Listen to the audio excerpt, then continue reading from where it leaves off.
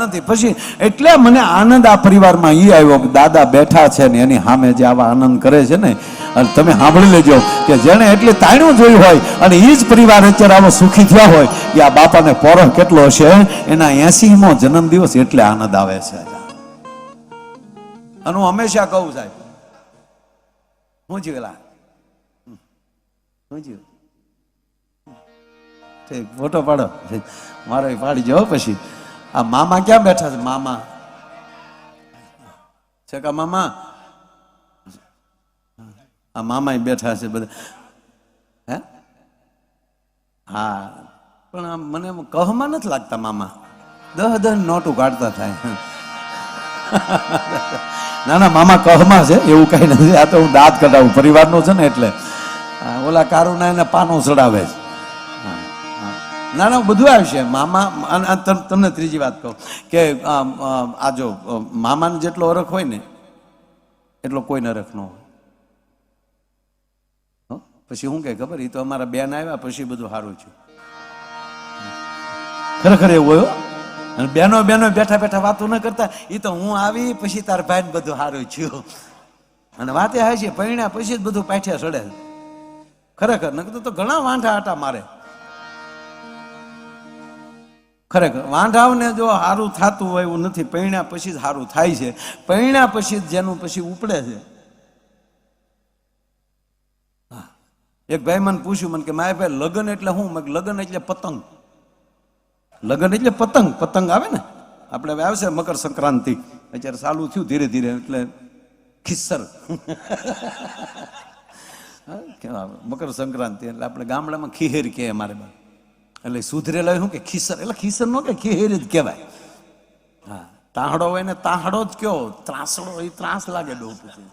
હા, એ જે અમુક શબ્દ તો મારા આ દુહા ને દુહો કે તો જ મજા આવે. નહીતર ઘણા નથી કહેતા માયા ભાઈ દુસ્સો ગાય છે, ડસુરો લાગે ડોહો. એટલે ઓલી પતંગ. લગ્ન એટલે પતંગ કાના. અમુક પતંગને તમે આમ જેમ કંપની ફોલ્ડ હોય ને, પતંગ હોય ને કંપની ફોલ્ડ, એ તો હવે આ બાળકોને તૈયાર મળે. બાકી અમે નાના નાના હતા તે આછે જ બનાવતા હાવાણાની હળિયુંથી. હા, ખીસી લગાડવાની. તે ભાઈ અમુક પતંગ હોય ને એને તમે દોરી બાંધો, એ તો બધાને અનુભવ છો હોય કે જેમ પછી દોરી ખેંચો ને ઉપર ન જાય, નાન્યા નાન્યા ફર ફર ફર ફર નાન્યા કાવા માર્યા કરે. બસ અમુક હજી લગ્ન નો છે ને એટલે નાન્યામાં હોંડા લઈને કાવા માર્યા કરતા હોય. કોકે ખોટું ખોટું દાંત કાઢે તો એ શેરીમાં 10 વાર આટા મારી આવે. તારી માં ગાંડી છે, હું પણ ખોટો પેટ્રોલ બાળો.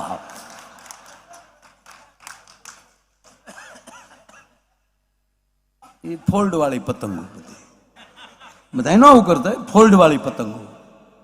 હા, હમણાં તો પોલીસ સ્ટાફે બહુ સારું કરે છે. આ જેટલા સાલું ગાડીઓ હોન્ડા જે શું કહે રીલ બનાવે ને, હા, પછી ઇન્સ્ટામાં મૂકે. ઇન્સ્ટામાં મૂક્યા ભેગા પોલીસ સ્ટેશને લઈ જાય. અને પાછા એને વીડિયા, અમે જે રીલ બનાવી તે અમે આજ પછી કાલે આવું નહીં કરીએ છીએ, અમારા બાપુજીને હમ બચ. તો હું કામ પણ વાયડો થાશો નહીં. યુવાનોને પગે લાગીને કહું, તમારી ઓરાને ગમે ત્યાં ન વયોડફો. તમારી ઓરાને તમારા કાર્ય માટે વાપરી રાખો, એનો સંગ્રહ કરો. ગાંધી બાપુને યુવાન હતા જ્યારે ટ્રેનમાંથી ફગાવ્યા અંગ્રેજોએ, ત્યારે યુવાન હતા. પણ ત્યારે ક્રોધ ન કર્યો, એને ક્રોધને વાવી દીધો અને ક્રોધનો વડલો કર્યો. એ આઝાદી લાવ્યા સાહેબ. ગમે ત્યાં બોલવાની જરૂર નથી. એટલે એ જે પતંગને તમે જે દોરી બાંધો અને પછી જે અમુક પતંગ નાન્યા નાન્યા પછી એ પતંગને ચગાવી શું કરવું પડે? વાહ પૂસ બાંધવું પડે. એ પતંગને પૂસ બાંધી ગયો પછી જે ઉપડે એ લગન. પછી ઉપડે કારણ કે વાહ પૂસ આવ્યું હોય. એ તો એક જણો બિચારો શોપિંગ કરવા ગયેલા, પતિ પત્ની બે. એટલે શોપિંગમાં આપણે તો ખાલી કાર્ડ જ રાખવાનું હોય. શોપિંગ તો એ કરી લે, આપણે બિલ જ્યાં દેવાનું હોય ત્યાં જ આપણે ઊભું રહેવાનું હોય. એટલે એ બિચારા ત્યાં ઊભો હતો. બેન શોપિંગ કરીને આવ્યા, 2 થેલા ભરાણા. ઓલી પેલા એ તો ટ્રોલીમાં જ લઈને આવે, એને કઈ થેલા લેવાનું હોય નહીં. પછી ઓલા બિલ કરીને થેલા ભરે, એ થેલા બિલ આને દેવાનું, થેલા ભાઈને લેવાના. અને ભાઈ જે આમ થેલા લઈને હાલ્યો જતો, થેલા ક્યાંય ક્યાંય આઝાન બાહુ થઈ ગયેલા, બાવડા લાંબા થઈ ગયેલા. એ આગળ બેન હાલ્યા જતા હતા, ઓલો બે થેલા લઈને જતો હતો ફડક ફડક બજારમાં. એમાં એક બેન હામાં મળ્યા. આ બેન તો થોડાક આગળ વ્યા ગયેલા, આ વિડીયો વાળા ભાઈ જેટલા.